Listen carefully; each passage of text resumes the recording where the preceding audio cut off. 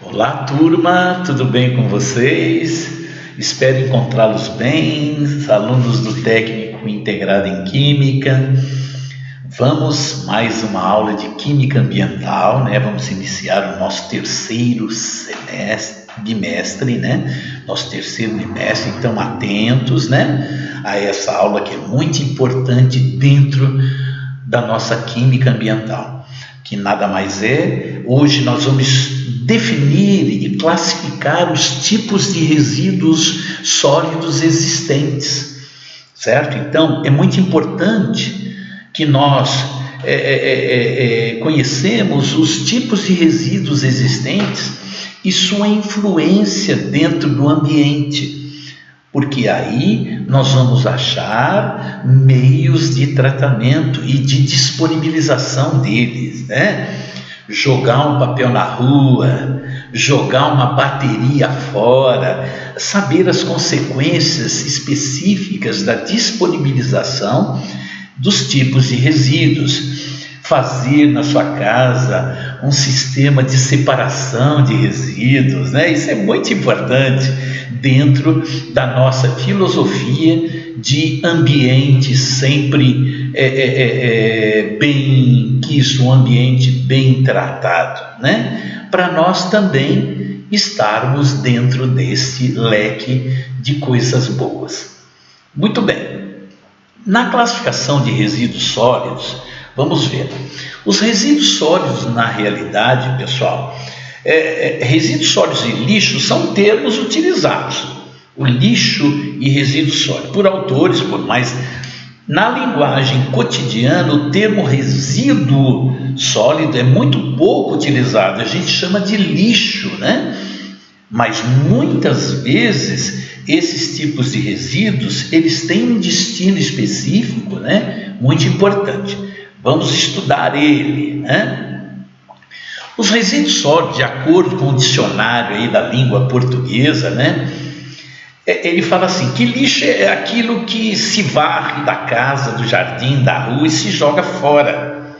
Coisas inúteis, velhas, sem valor. Ou seja, o resíduo é aquilo que resta de qualquer substância, segundo Ferreira, né, que escreveu sobre resíduos sólidos. Qualquer coisa que não serve, ela e sem o valor agregado, ela se torna um resíduo. Mas a gente tem que pensar o seu destino sempre, né? Para sermos éticos. Existe vamos falar de as normas também. O CONAMA, na sua resolução 5 de 1993, ela define os resíduos sólidos, né, e semissólidos que resultam de atividades industriais, doméstica, hospitalar, comercial, agrícola e serviços de varrição. Olha bem, agora nós já pegamos esses resíduos e já subdividimos eles. Então, aí nós vamos ver o nosso destino, o destino de tratamento deles. Muito bem. De acordo com o Instituto de Pesquisas Tecnológicas, o IPT, né, os resíduos sólidos podem ser classificados de várias formas.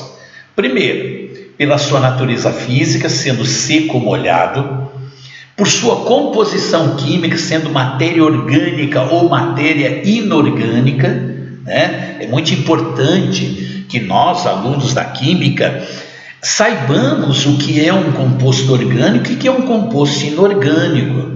É verdade? Muito importante. Vocês estão estudando em química geral e podem ter a ideia. A matéria orgânica é todo composto que tem carbono e hidrogênio.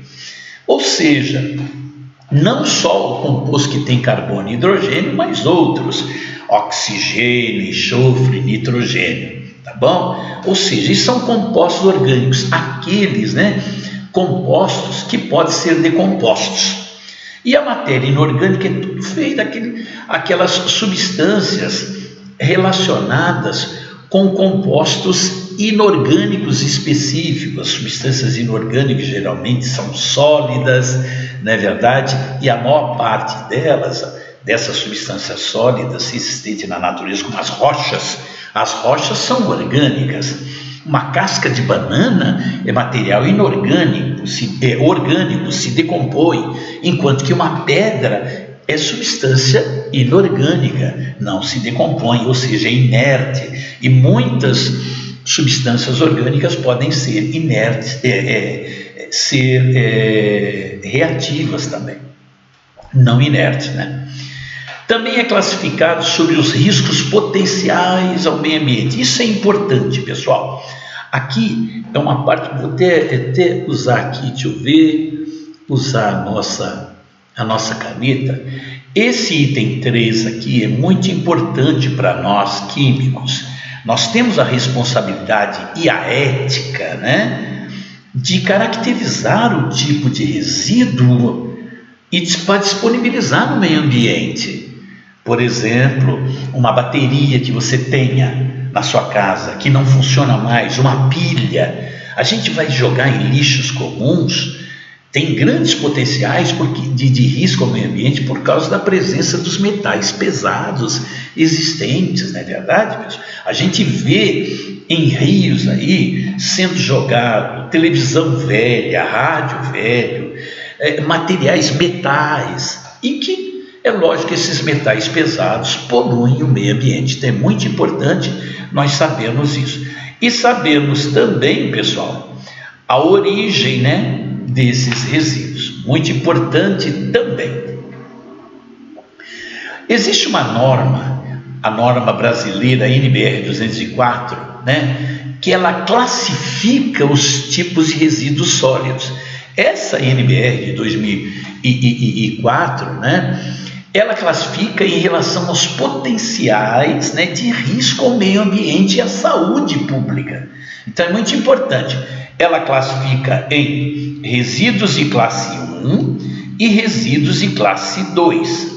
Vamos lá, entenda a importância disso.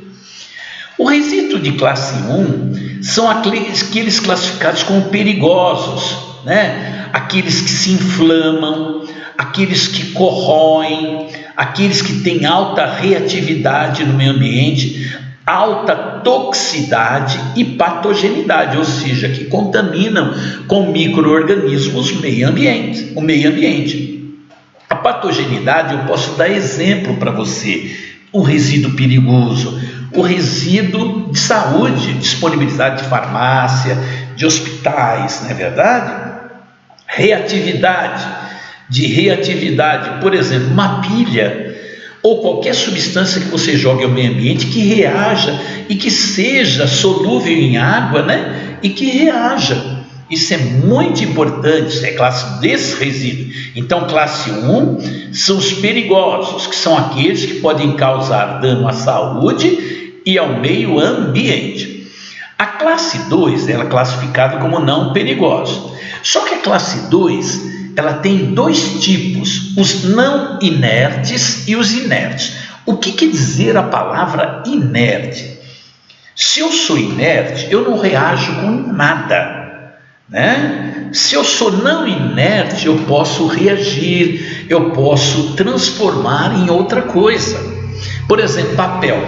O papel é caracterizado como uma substância não inerte, mas ela pode se transformar, ela pode queimar e produzir outras substâncias, não é verdade? Lodos, por exemplo, o lodo de lodo de estação de tratamento de água, por exemplo, eles são não inertes, ou seja, esse lodo pode contaminar o meio ambiente. Então ele é classificado como classe 2A. O 2A são os não inertes, que um exemplo é papel e lodo. Agora, o 2B, a classe 2B são os inertes, eles não são perigosos, mas são inertes. Ele não é solúvel em água, enquanto os não inertes são solúveis em água. Então, pode passar as substâncias dele na água. Os inertes são aqueles que não solubilizam em água, que é o caso dos plásticos, do vidro, não é verdade? Eles ficam por grande período no meio ambiente, também causando alguma interferência, né? Por isso que a gente trata de reciclá-los. A classe 1, como a gente denomina como os perigosos, vocês podem ver aqui nessa foto, as pilhas, baterias, né? Celulares velhos que não valem nada. Então a gente tem que disponibilizar esse tipo de resíduo em lugares específicos, porque eles podem apresentar, pessoal, algumas propriedades físicas, químicas, biológicas que podem causar tanto a saúde, causar risco à saúde como ao meio ambiente. Eles são caracterizados por, como nós vimos lá, né, ter as propriedades específicas de quê? Inflamabilidade, ou seja, ter o poder de queimar. Corrosividade, ou seja, ser corrosivo é mudar o pH, ou seja, tornar um ácido, disponibilizar ácidos ou disponibilizar bases no meio ambiente. Reatividade, ou seja, ser muito reativo é muito perigoso. Ser tóxico para qualquer relativo à saúde humana, não é verdade? E também patogenidade, ou seja, aqueles que são resíduos especificamente de saúde. Esse é o classe 1. O classe 2, como nós vimos, é o 2A, né? Que é classificado, e o 2B, que são classificados. O 2A não inertes, que eu disse para você. Os não inertes são aqueles que podem ter propriedade como ser biodegradável, ser combustível, ou seja, causar incêndio, papelão, madeira. Eles são classificados como classe 2A. E ser solúvel em água. Se é solúvel em água e atinge um rio, pessoal, essa substância fica presente lá, então aquele rio fica contaminado, poluído. O 2B, como nós falamos, são aqueles inertes, ou seja, eles não reagem com nada. Então, mas mesmo assim, o resíduo de construção civil é muito caracterizado, na verdade, como resíduo não inerte, mas também tem que ser o seu destino de tratamento. Com relação à origem e à natureza, né, desses resíduos sólidos, eles são classificados como o quê? Domiciliar, comercial, varrição de feiras livres, serviços de saúde, portos, aeroportos, terminais rodoviários, ferroviários, agrícola e construção civil. Com relação à responsabilidade, existe uma norma específica, é um plano nacional, PNRS de resíduos sólidos, né, que tem agrupados em 2 grandes grupos. O primeiro grupo, aqueles resíduos domésticos ou residenciais ou comerciais ou resíduos públicos, né? Aqui, por exemplo, há um destino, né? Na minha casa, pessoal, como eu tenho uma horta, eu faço esse tipo de tratamento, ou seja, todo o resíduo da cozinha, sem ser a parte de carne, osso, essas coisas aí. Eu uso, por exemplo, a parte de vegetais para poder fazer compostagem. Eu cavo um buraco bem fundo, coloco o resíduo lá, a hora que ele atinge uma camada, eu coloco folhas e molho para poder fazer a decomposição e fazer a compostagem desse resíduo. Muito importante, esse é o primeiro grupo, resíduos domésticos. O segundo grupo, pessoal, e último, são os resíduos industriais. Por exemplo, resíduos industriais, vamos ver onde eles estão. Vamos ver onde eu estou primeiro. Resíduo industrial é esse aqui, ó. Olha lá. Resíduos na indústria, nós temos que ter uma disponibilização. Resíduo da construção civil, também existe toda uma norma específica para o seu destino. Resíduos radioativos, olha aqui, da nossa usina nuclear, resíduos radioativos. Resíduos de portos e aeroportos, nossa senhora, resíduos agrícolas, olha aí, resíduos agrícolas e resíduos de saúde. Então eles têm que ter, esse segundo grupo é muito importante. Aí é que vem a reciclagem. No caso dos agrícolas, a gente pode fazer compostagem. No caso dos industriais, também fazer a recuperação desses metais específicos e não disponibilizá-los ao meio ambiente. Beleza? Muito importante essa aula de hoje, então não esqueça de estudar. Um abraço, turma, e tudo de bom.